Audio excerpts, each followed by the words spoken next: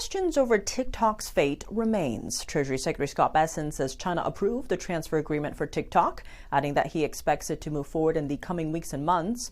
Meanwhile, China's Commerce Ministry said it would properly handle TikTok-related issues with the U.S.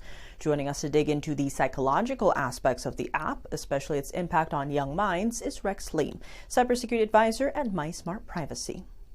Rex Lee, thank you so much for joining us. Great to have you back on the show. Thank you for having me on this show, Tiffany. You know, one way a lot of young people are staying connected with their heroes or stars or people they look up to is through TikTok. Talk to us about the psychological divide, if you will, or difference between TikTok that we use here in the U.S. versus Douyin, China's internal version. Yeah, it's amazing because they're both owned by ByteDance. And TikTok today, operating as is still owned by ByteDance. The deal hasn't been closed at all.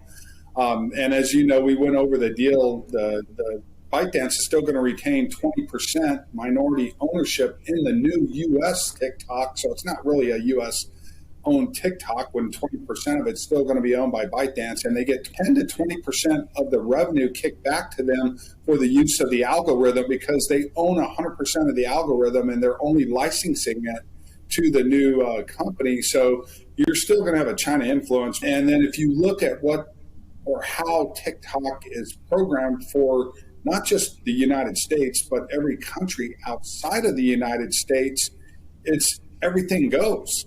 They're promoting human trafficking. These platforms like TikTok have been infiltrated by these criminal organizations. So they're recruiting, like here in Texas, we see a lot of stories about teenagers that were recruited to go down to the border and make a quick buck through human trafficking over the Biden years and or be a drug mule and make money through that. You'll see all that type of stuff that's being promoted on TikTok, the TikTok challenges that have harmed kids and bad behavior. Well, Douyin in China, which is TikTok in China, it's promoting good behavior, it's promoting academics, it's promoting sports. It actually has a time limit that will cut. It's a hard cutoff. Again, you can be indoctrinated with a political ideology through the platforms. Likewise, there's political indoctrination being influenced through the U.S. version of TikTok as well. And we see that regarding tech-based hybrid warfare today. And with all that you covered, what would be your advice to parents or, even kids who are concerned about maybe being influenced through these types of technologies and with the betting on the side? What would be your advice? My kids are growing up today. If it were 10 years ago, they would never see a smartphone until they're 18 years old. I wouldn't even prohibit them from being on social media. They just would not have the technology to access social media through a mobile device.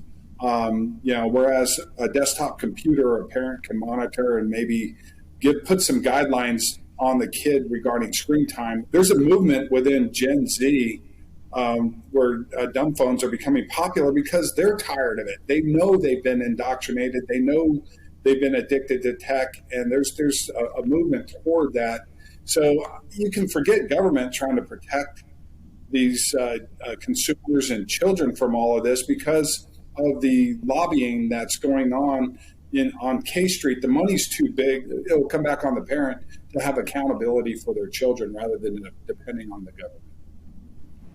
Definitely a lot at stake here for sure. Rex Lee, as always, thank you so much for joining us.